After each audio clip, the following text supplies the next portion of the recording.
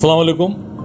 मैं आज हज हाउस में हूँ। यहाँ पे एक शानदार इफ्तियार की पार्टी दी गई है हज कमेटी के तरफ से।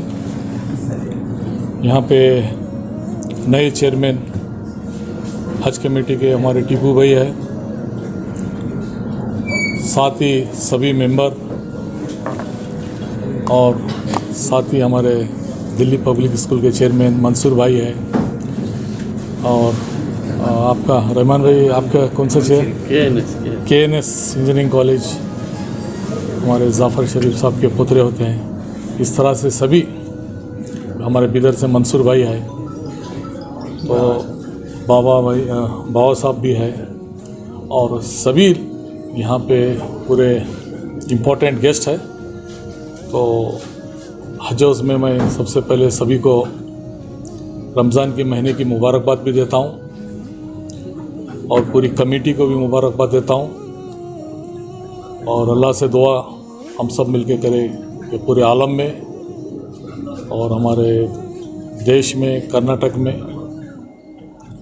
बहुत ही प्यार मोहब्बत, बहुत ही सुकून से इफ्तियार रमज़ान मनाएं।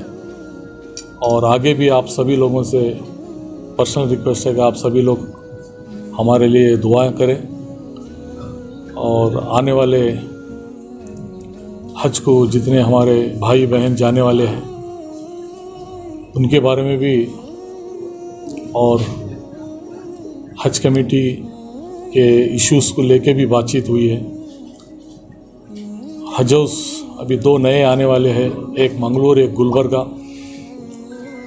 हम रमज़ान के बाद उसका उद्घाटन करने वाले हैं, तो फाउंडेशन स्टोन डालने वाले हैं। और हमारे स्टेट के चीफ मिनिस्टर सिद्धरामैया जी और डिप्टी CM DK शिवकुमार जी, सभी लोग इस हज हाउस को और पूरे कर्नाटक के लोगों के लिए मुबारकबाद देते हैं। तो आने वाले दिनों में माइनॉरिटीज़ को लेके एक बहुत ही शानदार बजट इस बार चीफ मिनिस्टर सिद्धरामैया जी ने दिए हैं, तो इसके लिए मैं सभी को बहुत बहुत शुक्रिया अदा करता हूँ।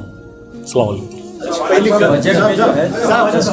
पहली मीटिंग भी हुई, कमेटी बनने के बाद पहली मीटिंग भी हुई, और हमारे टीपू भाई हज कमेटी के चेयरमैन बनने के बाद सभी इश्यूज़ को लेके आज मीटिंग भी हुई हज हाउस में। इसमें बहुत से चर्चे हुए हैं, और वो पूरे चर्चों को लेके हमारे ज़मीर अहमद खान साहब माइनॉरिटी मिनिस्टर और मैं हज मिनिस्टर दोनों मिलके जो भी इश्यूज़ पे है, वो पूरे प्रॉब्लम्स हो या आने वाले हज को जाने वाले पूरे भाइयों को लेके, और इससे पहले हज में थोड़े बहुत प्रॉब्लम्स इश्यूज़ बताए थे लोग, उसको भी कंप्लीट करने के लिए मीटिंग की है।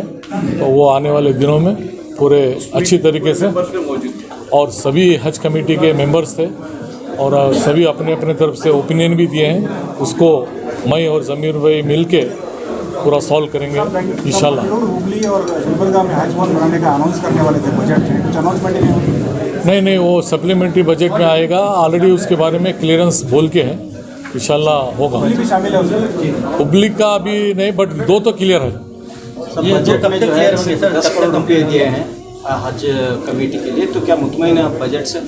मैंने हज को 10 करोड़ रुपए दिए हैं, और क्योंकि अभी स्टार्ट कर रहे तक उसका प्रपोजल रेडी होने तक फिर और 10 करोड़ हम ले सकते हैं, क्योंकि स्टार्टिंग में तो पहले 10 करोड़ दिए हैं। पहले उसका एस्टीमेट बनेगा, कितना एस्टीमेट बनेगा उतना मिलेगा ज़रूर। गुलबर्गा से जो है अली बाबा वक्फ के चेयरमैन बने हैं, तो इस मौके पर क्या कहना चाह रहे हैं?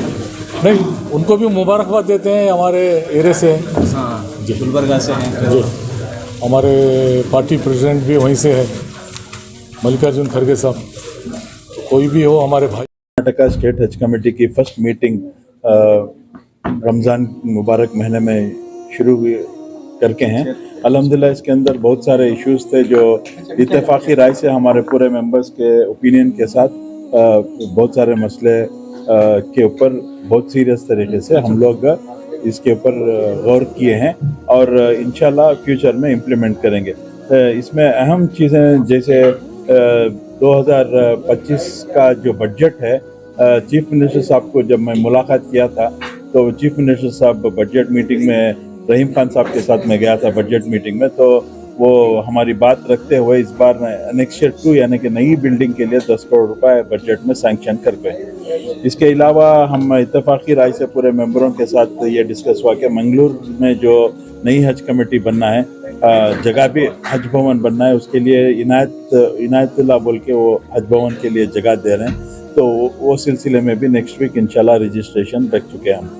और तीसरा गुलबर्गा के अंदर भी हमको 5 एकड़ जगह मिल के वहाँ भी नया हज भवन बनना बोल के इंशाल्लाह वो भी तय करके हैं।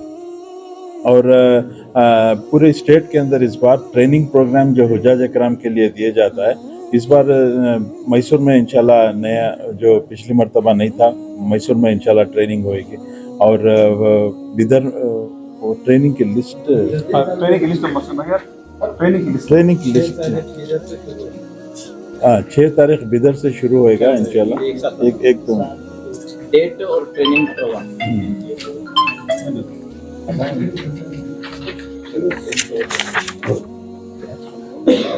इस बार हुज्जाज इकराम के लिए जो बॉम्बे और दिल्ली का सफ़र करके आया, उसके अंदर भी बहुत सारे नए चीज़ें जो मैं पिछले मरतबा भी बोला था, इस बार हर हाजी को जैसा पासपोर्ट रहता है वैसा नुसूख कार्ड करके दे रहे हैं, जिसके अंदर पूरे डिटेल्स रहते हैं। तो इसके अंदर पिछले मरतबा क्या हुआ करता था कि अगर कोई हाजी का डेट बदला होना था, आगे पीछे कर देते हैं हम लोग, लेकिन इस मरतबा जो डेट फिक्स हो जाता है वो डेट का आगे पीछे नहीं होता, क्योंकि नुसूख कार्ड अलॉट करते हैं हर हाजी को, जिसके अंदर पूरे उनके रूम अकोमोडेशन से लेके फ्लाइट ट्रैवल से लेके बस से लेके मीना मुजदलिफा अरफात के पूरे वो प्रोग्राम्स रहेंगे उसके अंदर। तो वो एतबार से इस बार ज़्यादा हम लोग ट्रैवल के चेंजेस नहीं कर पाएंगे। अगर कोई चेंजेस है तो पहले ही कर देना हम लोग, जो अभी वो फाइनल होता है, फाइनल होने के बाद नहीं होता क्योंकि पूरा फिक्स हो जाता है। और इसके अलावा पहले क्या होगा, अभी सर्विस सेंटर्स करके बनाए अजमेर, जैसे इससे पहले वो क्या मोलिम रहते थे, तो मोलिम के बदली इस बार सर्विस सेंटर्स करके वो लोग मकतब जो बोलते हैं वो सर्विस सेंटर्स करके नाम दिए। तो ऐसे बहुत सारे नए चीज़ें सेंट्रल हज कमेटी से लाएं। इसके अलावा इस बार कर्नाटक के अंदर हम लोग हमारे ईओ साहब सरफराज साहब पूरे मीटिंग की प्रोसीडिंग्स की अल्हम्दुलिल्लाह बहुत अच्छी तरीके से किए।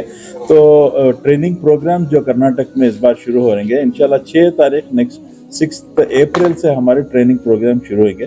पहले ट्रेनिंग प्रोग्राम इंशाल्लाह बिदर में 6 तारीख को होगी, फिर कलबुर्गी और यादगीर में 7 तारीख को होगी, और 10 तारीख को हॉस्पेट, विजयनगर, बेल्लारी, कोप्पा, बागलकोट, चित्रदुर्गा, दावनगिरी में होगी, और बेंगलोर में 12, 13, 14 को बेंगलोर में होगी, और फिर 15 तारीख को शिमोगा, चिकमंगलूर, हासन में होगी, 17 तारीख को ये जो मैं बोल रहा हूँ दूसरे डिस्ट्रिक्ट इनको पूरा को मिला के एक जगह होगी।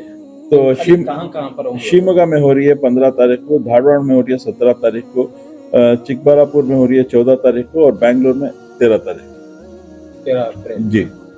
तो ये बेंगलोर में 12, 13, 11, 12, 13 बेंगलोर में 3 दिन मैक्सिमम। तो जितने भी हुज्जाज इकराम को ये मीडिया के जरिए से हम लोग इत्तला दे रहे हैं, ये जो देख के मेहरबानी से जो डेट्स बोल के हम SMS के जरिए से भी हज कमेटी से आपको आएगा, आप लोग तमाम ट्रेनिंग प्रोग्राम में शिरकत करें करके। तो इस बार तो अभी वैक्सीन का कोई नहीं, क्या भी नहीं, पूरा अच्छी तरह से वैक्सीन दिया जाएगा, उसके बाद दिया जाएगा। नहीं, ट्रेनिंग प्रोग्राम में ही वैक्सीन वैक्सीन भी साथ में उसके अलावा क्या फैसले लेगा? अब बोला नहीं है, ये तो होगा और भी कुछ यानी कि नई हज कमेटी आई है, कोई नया कदम उठाया जाएगा या फिर अभी हम जो नई पॉलिसी जो लास्ट टाइम हम 2 ट्रैवल एसोसिएशंस को बुला के बात किए थे, जिसके अंदर हम लोग जो फ्रॉड जो उम्रे पे ज़ियारत पे लेके हज पे बुला लेके जाके जो फ्रॉड हो रहे थे, उसके अंदर हमारे पूरे मेंबर्स डिस्कस किए हैं कि एक नई पॉलिसी बनाना है जिसके अंदर हज कमेटी के अंदर इनका बाकायदा का एक रजिस्ट्रेशन होना है। तो वो क्या एतबार से कानूनी दायरे के अंदर हम लोग किस रकम से काम करना बोल के इंशाल्लाह नेक्स्ट मीटिंग ईद के बाद एक मीटिंग तय करके उसके अंदर भी एक नई पॉलिसी इंशाल्लाह ले लेके आने का तय किया। और आज क्या प्रोग्राम है? आज इफ्तारी का प्रोग्राम है हमारे मेंबर्स के साथ, हमारे वॉलंटियर्स और हमारे जितने भी हमारे पॉलिटिकल लीडर्स हैं, हमारे ज़मीर साहब जो हमारे लीडर हैं उनके लिए, रहीम खान साहब, मिनिस्टर यूटी खादर साहब हमारे, और नज़ीर साहब, हमारे मेंबर्स नासिर हुसैन साहब भी इंशाल्लाह आती करके बोले, रिजवान साहब और हमारे जब्बार साहब जो मेंबर्स हैं हमारे हज कमेटी में वो पूरे आएंगे। तो पूरन के लिए इफ्तारी का इंतजाम किया जी हज कमेटी की तरफ से, और पूरे मीडिया वालों के लिए भी पूरे जैसा बना रहे हैं नेक्स्ट मीटिंग इसी जगह। जैसे हम लोग मेंबर्स थे, हमारे मुजाहिद भी एक जिम्मेदारी लेके गए, हमारे मुजम्मिल काम किए, हमारे वासिल भी हमारे साथ किए, मेरे को भी जीवा साहब एक जिम्मेदारी दिए थे। तो ठीक इसी तरह भी हम लोग कमेटीज बना के इस बार काम बांट लेके काम करेंगे करके मीटिंग में तय किया।